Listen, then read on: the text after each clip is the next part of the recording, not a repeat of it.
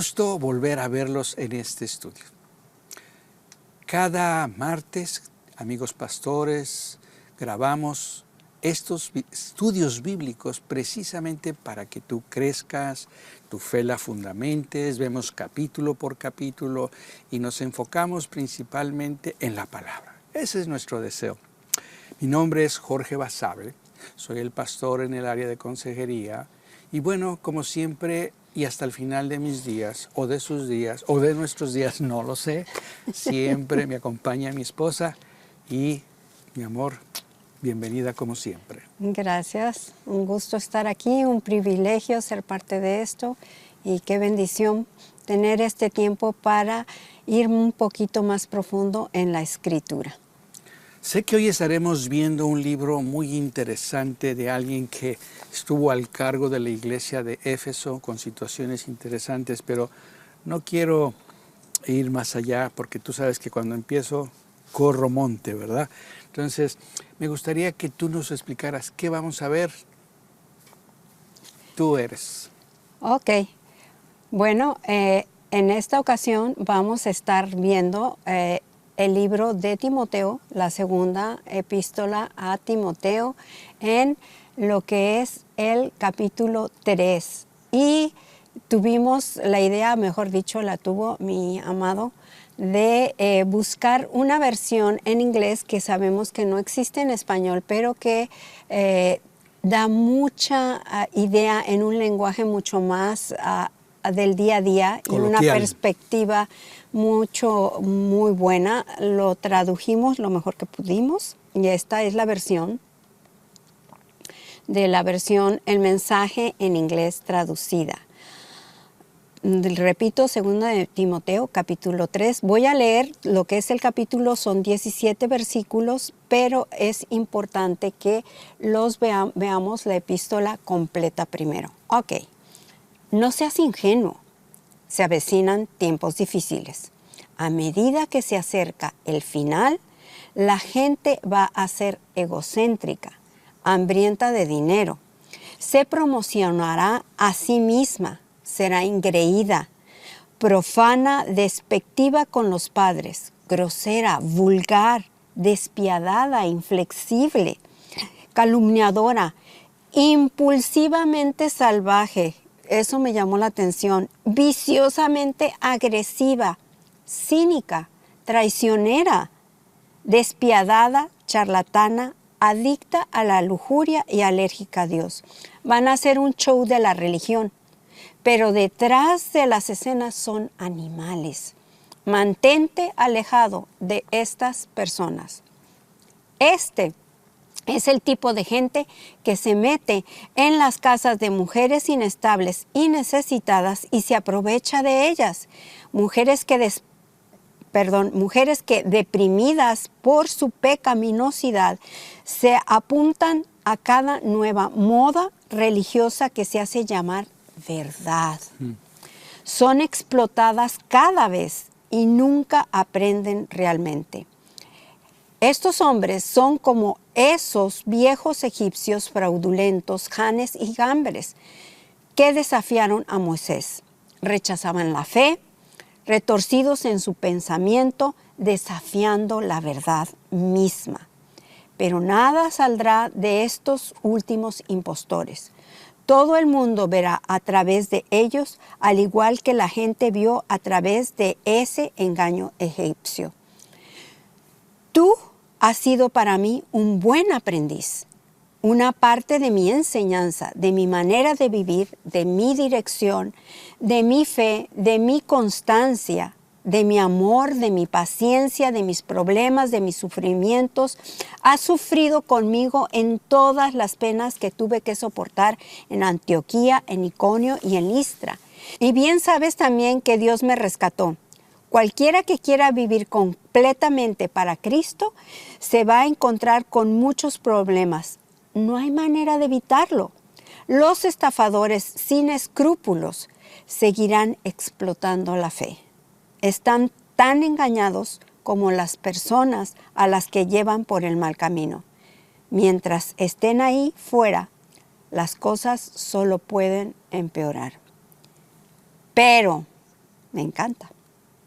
Pero no dejes que eso te perturbe.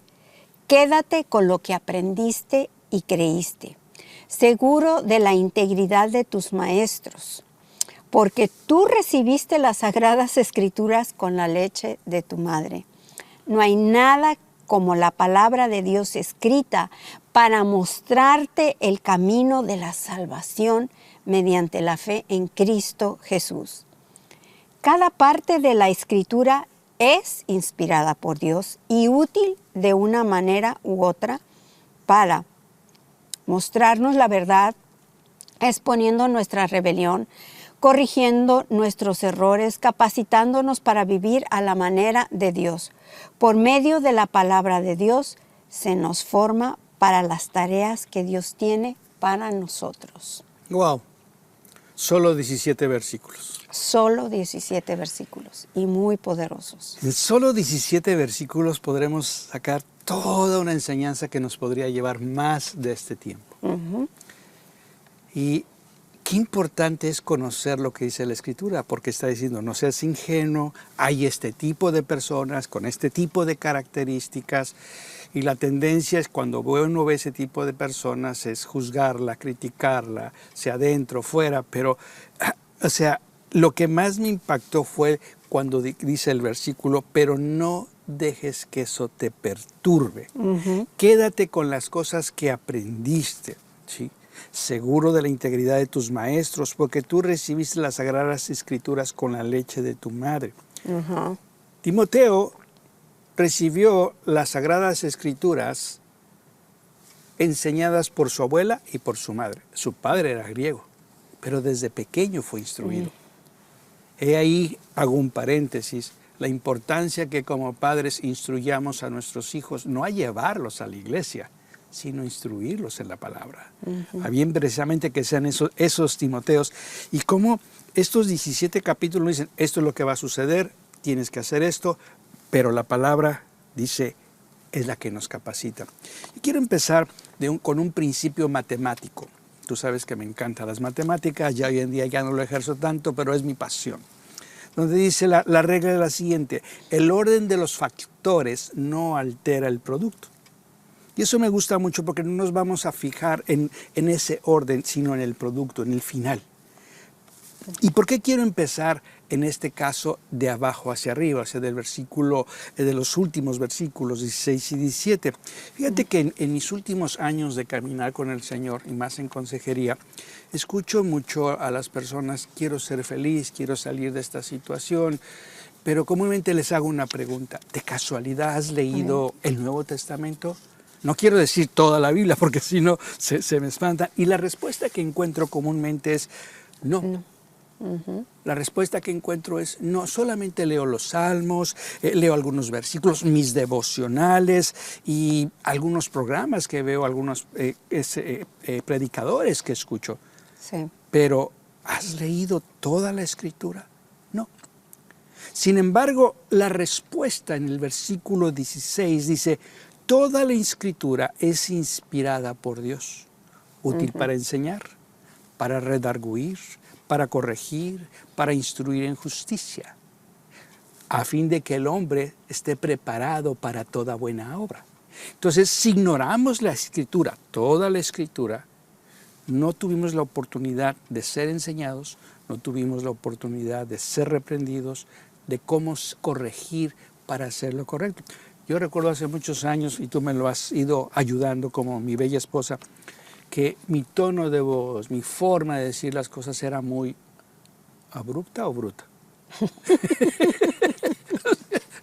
¡Ups!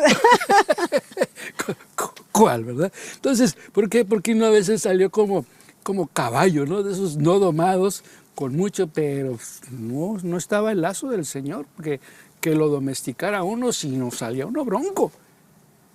Pero cómo a través del tiempo, los años, esos 40 años que tenemos en el Señor no significa que ya le hicimos, seguimos caminando, pero vemos que la Escritura es precisamente ese espejo que nos corrige nuestros errores, nos capacita, nos ayuda a saber vivir esta vida. Y por eso es que qué bueno que estás aquí cada martes, no solo con nosotros, sino con todos los que estamos enseñando, para que tengas lo que se llama el cuadro grande y puedas irlo aplicando en tu vida. Y bueno, ya que estás tocando eso, es importante mencionar a qué se está refiriendo ahí Pablo cuando habla de enseñar.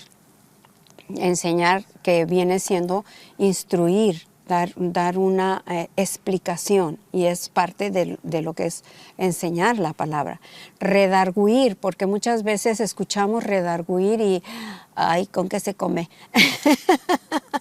Y redarguir, una manera de explicarlo de manera sencilla es traer convicción del error, llevar a la persona a que se dé cuenta que está en un error. Eso es lo que viene siendo redarguir. Corregir es enderezar el camino.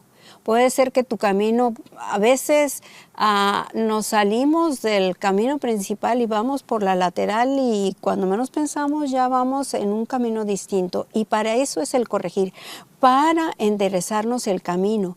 Instruir en justicia, una manera de explicarlo muy sencilla es decir, encauzar la conducta. Instruir en justicia es que la conducta va a ser llevada en un canal que nos lleve a lo que el Señor nos manda. Sería lo que es la formación de tu carácter.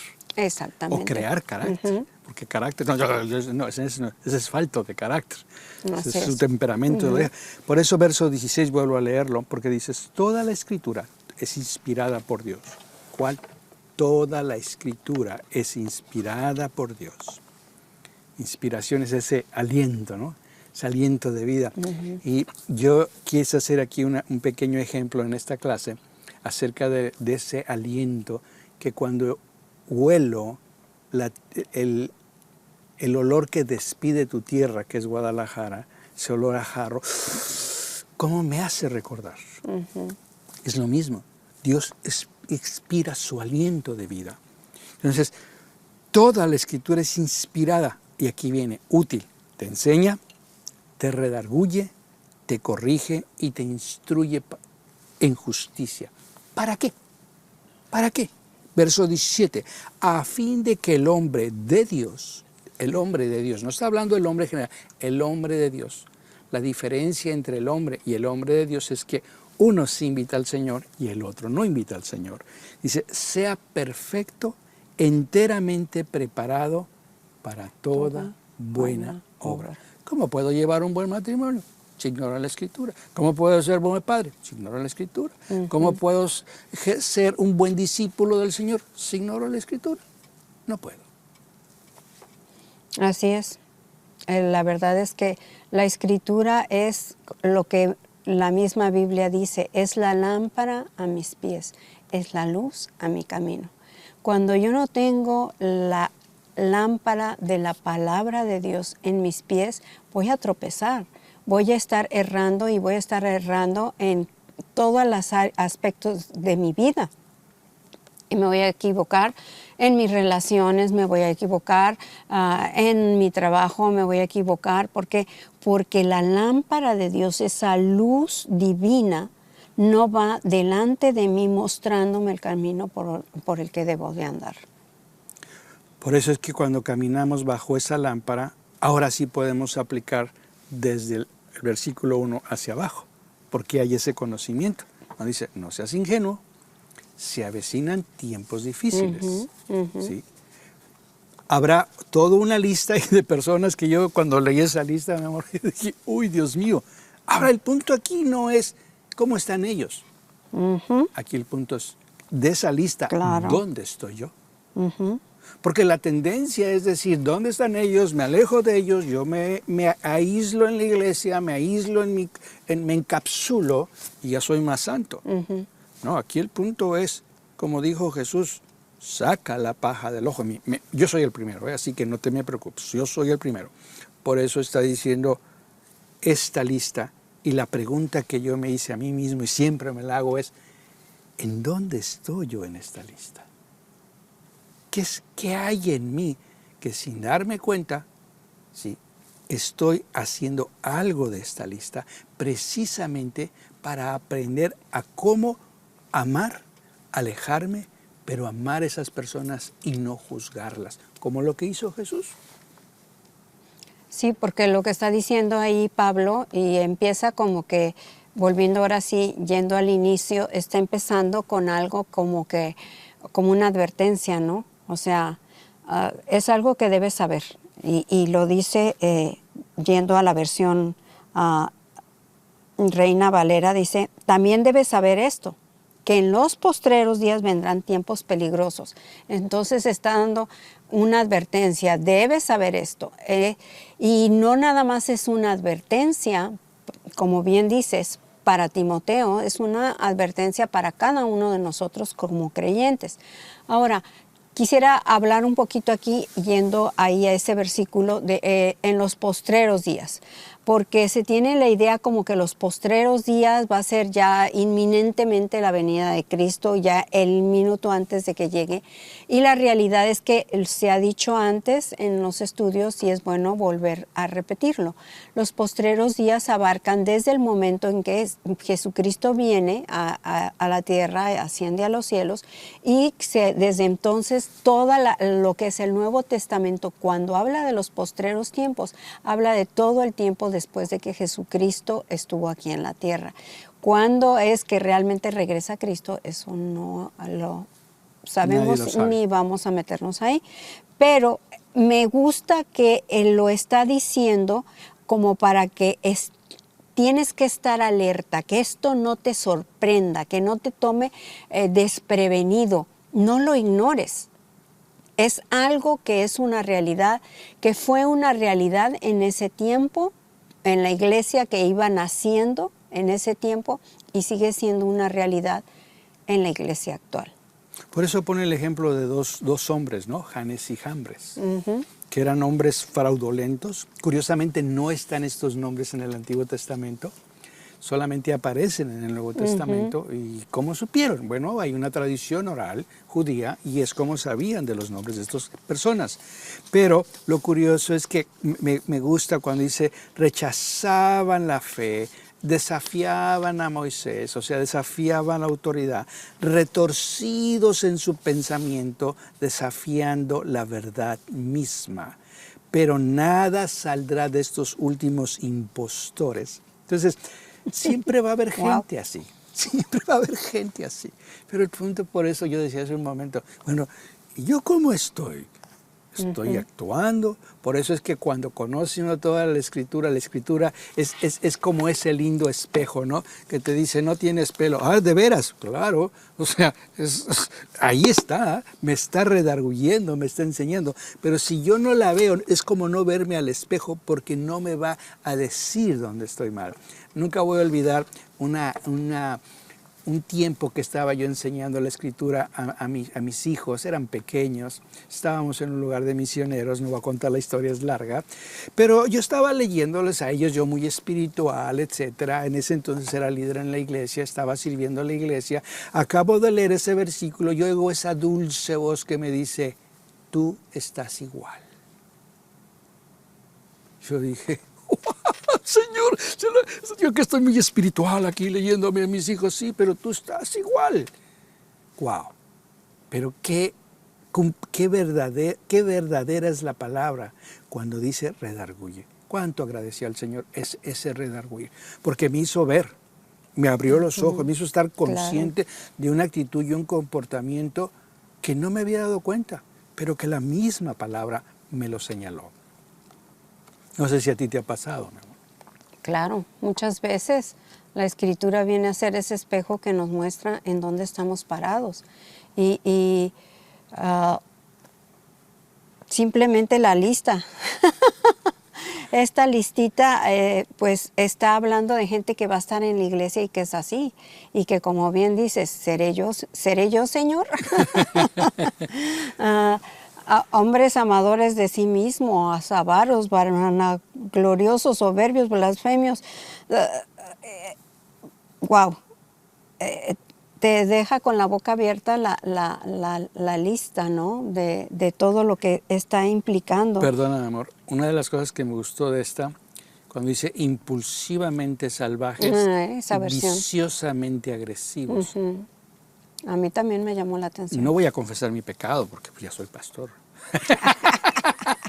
Yo era un tipo bien impulsivo, bastante impulsivo. 2 veces me llevaron preso por la impulsividad. Tú lo recordarás, una de ellas. Eso que me bajo de la silla, no se me espante nadie. Era demasiado impulsivo, sí, precisamente, impulsivamente salvaje. Sí. Tú dices, wow, por eso Y el que sigue, como dice, después de impulsivamente viciosamente agresivo, o sea, hay un vicio de ser agresivo. Entonces, muchas veces es como estábamos, ¡ay, que se calle el niño ahí en la iglesia, que no está que no nos deja oír el sermón! Estamos maquinando nuestra cabeza. Cuando no sabemos si el niño está enfermo, o sea, nos pasa aquí. Entonces, Sí. por eso es, punto aquí es, ¿dónde estamos tú y yo? Y por eso pone esos ejemplos de Janes y Jambres, ¿no? Pero lo importante es, como dice de los versos del 10 al 13, pero tú has sido para mí un buen aprendiz, una parte de mi enseñanza, de mi manera de vivir, de mi dirección. Ahora, aquí yo te hago una pregunta.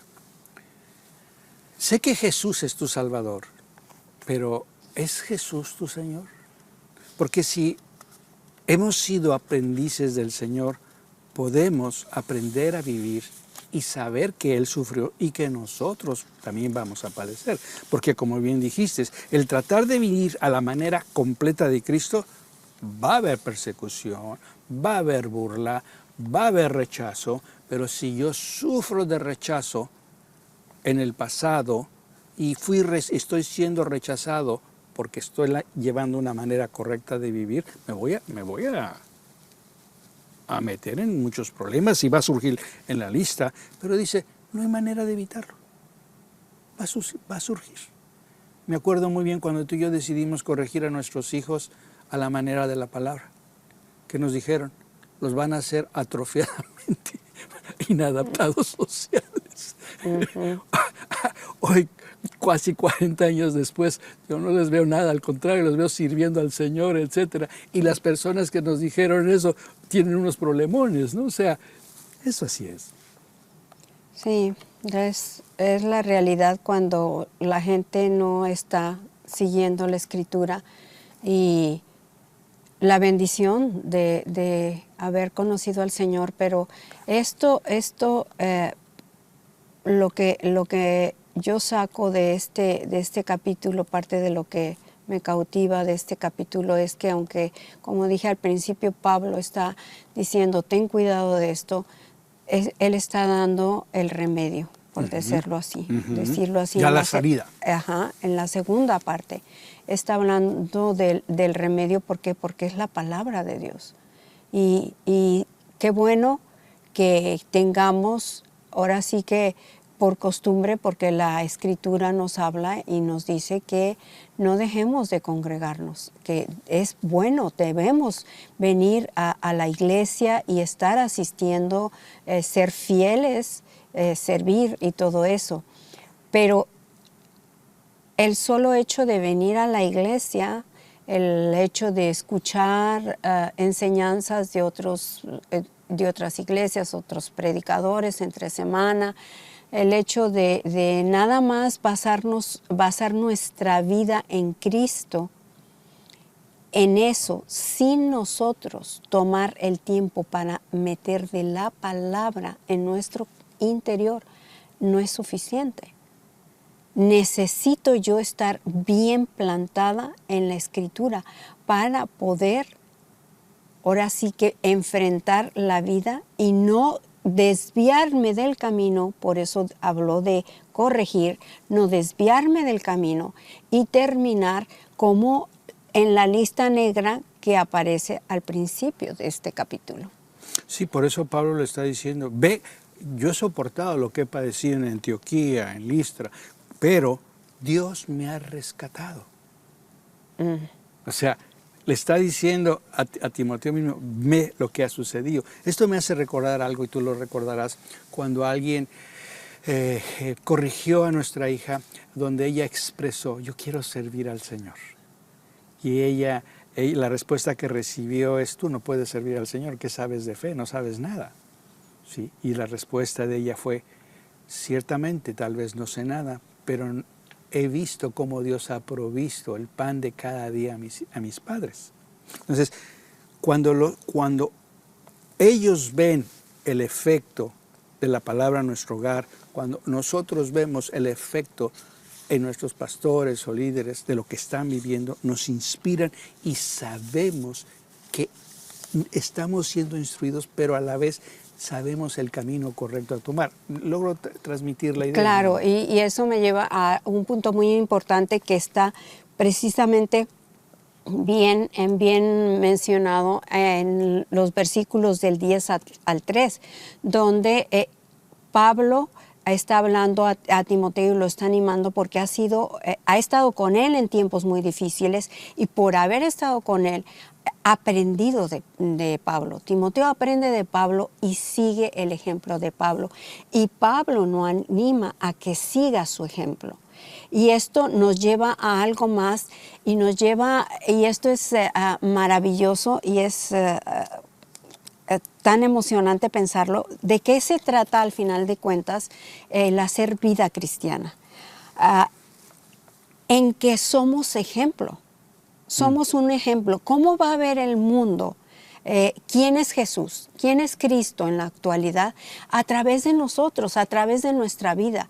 Y nosotros vamos haciendo discípulos del Señor cuando tenemos contacto y relación con la gente. ¿Por qué? Porque Pablo estuvo cerca de Timoteo, y estamos usando únicamente a Timoteo en este caso, pero también estuvo Tito, también estuvo Lucas, gente que estuvo cerca de él. Y entonces, lo que Pablo vivía de Cristo y cómo vivía a Cristo y la Escritura, cómo la vivía él alrededor de la gente, lo absorbe también Timoteo. O sea, Timoteo tiene un legado riquísimo de su madre y su abuela, del Antiguo Testamento. Y con Pablo, él se llena, se impregna de lo que es el Nuevo Testamento. ¿Por qué? Porque lo vive con él. El ejemplo de Pablo es el que le da forma, moldea a Timoteo. Y esto es un ánimo para ti y para mí. En primer lugar, como padres. ¿Cómo queremos moldear hijos que sigan a Cristo si no están viendo ellos a Cristo en mi vida? Yo soy la primera que tengo que vivir a Cristo para que mis hijos quieran seguir a Cristo, para que los invite, mi vida los emocione. ¿Por qué? Porque están viendo la realidad de Cristo en mí. Eso es clave. Pero no nada más tiene que ver con los hijos. Mujer que eres tú la única creyente en casa, ese esposo y esos hijos van a ver a Cristo en ti. Y si tú no te metes de lleno en la Escritura y comes literalmente de la palabra, Cristo no va a crecer en ti de manera que sea visto y sea inspiración. Necesita uno vivir de esa manera. Y me apasiona porque lo vemos en Jesucristo, empezando por Jesús.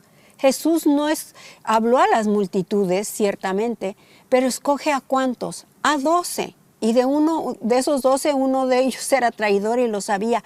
Pero él muestra quién es él. Y vive con ellos y vive de cerca. Y por su ejemplo, esos 12 son tocados de una manera que después 11 impactan a la humanidad de su tiempo hasta llegar a nuestros días. Entonces se trata de ejemplo. Tanto que hablar. Cuando tú mencionas acerca de la mujer que está sola, ¿no?, que es creyente, claro, por eso la importancia de la enseñanza, porque hay muchas que padecen abusos, etcétera, y no saben cómo establecer límites. Y ahí es otra enseñanza. Claro, pero lo encuentran en la palabra. palabra. Pero está en la palabra, hasta donde dice uno, hasta aquí y hasta donde no aquí. Porque bueno, te perdono uno, te perdono al otro, sí, pero viven bajo una hostigación en el matrimonio. Y las respuestas están en la palabra. Por eso, como dices, nos apasiona porque vemos la importancia de cómo sustentar nuestra fe en la palabra para saber cómo navegar en esas situaciones, cómo enfrentar esas situaciones. Por eso cuando tú estás diciendo todo esto, digo, wow, y es una gran verdad, es una gran verdad. Por eso te hago esta pregunta, ¿quién es tu ejemplo en la fe? ¿De quién estás aprendiendo? Porque cuando uno tiene hambre de aprender, uno busca personas con Así las es. cuales yo pueda aprender. A veces tal vez no están a mi alrededor, pero están libros, está la palabra. O sea, hay estudio. Uno decide si se queda en ese hoyo de la ignorancia o sale uno de ahí. Esa sí es decisión. Por eso está hablando del 14 al 17 en esta versión, pero no dejes que esto te perturbe. Va a suceder. Quédate con lo que aprendiste y creíste, ¿sí? Seguro de la integridad. O sea, ahí es donde, vuelvo al punto, de quién aprendiste y si no, date la oportunidad de aprender. Yo nunca voy a olvidar cuando empecé hace muchos años en el Señor, me la devoré. La leí una, otra vez y bueno, terminaba como la Magdalena. ¡Ay, Señor, perdón! Entonces en esto mi mujer me pegaba, no sé qué. O sea, había muchas cosas en nuestras vidas, pero se cumplió lo que bien dijo la Escritura. Nos inspiró, nos mostró la verdad, nos expuso nuestra rebelión o expuso mi rebelión, me corrigió en mis errores a fin de capacitarme para vivir a la manera de Dios por medio de la palabra que se nos formó en el día a día. No sé si estás de acuerdo, amor, en esto. Completamente. Y algo que creo que es muy importante mencionar es que yo puedo leer la Escritura y tratar de hacer esto en mis propias fuerzas. Y no voy a llegar a ningún lado porque necesito que sea el Espíritu Santo. Y que sea el Espíritu Santo el que me revele primero, en primer lugar, su palabra, que sea el Espíritu Santo el que me guíe, que sea el Espíritu Santo el que me dé la fuerza para poder vivir lo que me va revelando de la palabra. Porque si Jesucristo no vive en mi corazón, yo trato nada más, si tú estás viendo esto por casualidad y es de los primeros contactos que tienes con un estudio bíblico, es importante mencionar que Jesucristo debe vivir en tu corazón. ¿Y qué hay que hacer? ¿Y qué hay que hacer? Lo que hay que hacer es, lo número uno es reconocer que si Jesucristo no hubiera muerto en esa cruz, no habría manera de que mis pecados hubieran sido perdonados. No hay manera. Yo no tengo manera de limpiarme de mi pecado. No hay. Y Dios es santo. Y Dios, para tener tú esa relación con Él, necesitas quitar esa barrera tremenda que es el pecado en tu vida. Reconocer que Jesús murió en la cruz por ti, pedirle perdón, pedirle que entre en tu vida, que te limpie, que te lave, te perdone y que te dé vida eterna. Cuando has hecho eso, se lo has pedido por el Espíritu Santo, Él viene a habitar en tu corazón. Y entonces el Espíritu Santo te da el poder para vivir la vida cristiana. Pero tiene que venir primero Él a morar en tu corazón. Por eso la importancia de conocer la Escritura.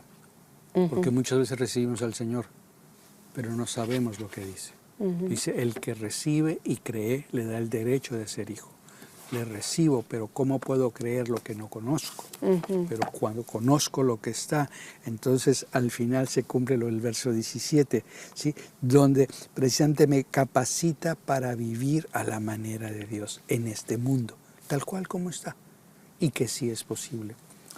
No queremos irnos sin antes decirte, toma una decisión. Toma una decisión. Ya has vivido X cantidad de días o años en tu vida de un estilo, de una manera. ¿Qué pierdes en intentar vivirlo y exponerte a la manera de Dios? ¿Qué pierdes? A lo mejor tienes mucho que ganar. Como dijo mi esposa, lo único es simplemente, Señor, aquí está mi vida. soy de esta lista que he hecho esto, soy un tipo que lucha con la lujuria, con la tal, pero Señor, no quiero ser más esclavo del pecado. Aquí está mi vida. Es una decisión. Y la segunda decisión es no te quedes en la ignorancia de la palabra o ajeno a lo que está, cuando lo único que tienes que hacer es reconocer que tiene autoridad y que está inspirada por Dios mismo, que es su aliento de vida, pero que tú tienes que respirar su vida para que tengas la vida. Y sí es posible vivirla, lo que la palabra dice. Claro, estamos en un proceso que nos va a llevar el resto de nuestras vidas, pero no somos los mismos. Hace 40 años, el año pasado, no somos los mismos. Y ese es nuestro deseo, vez tras vez tras vez, en estos estudios. ¿Me permites orar por ti? Padre, yo te doy gracias por cada uno de los presentes. Gracias, Señor, porque ellos no solo rinden su vida, sino que deciden que tú seas Señor, que conocen tu palabra y que precisamente se convierten en personas capacitadas para vivir a tu manera, capacitadas para toda buena obra, sea su matrimonio, sea su paternidad, lo que sea, pero Señor, se capacitan en tu palabra, confiando en tu palabra que es vida, que es verdad. Por eso bien dijiste, Jesús, yo soy el camino, la vida y la verdad, y nadie viene al Padre sino por mí. Gracias, porque tú tomas esa decisión. Que la paz de Dios sea en tu casa, que la paz del Señor sea en tu trabajo, en tu entrada, en tu salida, pero que tú tomes la decisión de decir, aquí estoy, Señor. En el nombre de Jesús, amén.